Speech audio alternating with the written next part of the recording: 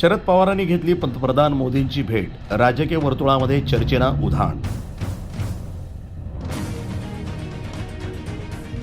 राजकीय वर्तुळातून मोठी बातमी समोर आली आहे. राष्ट्रवादी काँग्रेस शरदचंद्र पवार पक्षाचे सर्वेसर्वा शरद पवार आणि खासदार सुप्रिया सुळे यांनी पंतप्रधान नरेंद्र मोदी यांची भेट घेतली. या भेटीचे फोटो समोर आले असून ते व्हायरल होत आहेत. या भेटीमागचं कारण गुलदस्त्यात आहे.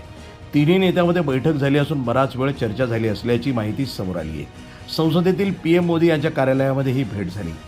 सीजेपी आंदोलनाचा मुद्दा शरद पवार यांनी पीएम मोदी यांच्यासमोर मांडला. त्यासोबतच पेपर फुटी संदर्भात काय उपाययोजना करता येईल यावर या नेत्यामध्ये चर्चा झाल्याची माहिती समोर आली आहे.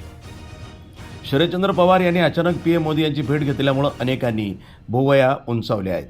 या भेटीवर आता जोरदार चर्चा होऊ लागल्या आहेत. सीजेपीच्या आंदोलनादरम्यान या दोन्ही नेत्यांची भेट खूपच महत्त्वाची मानली जात आहे.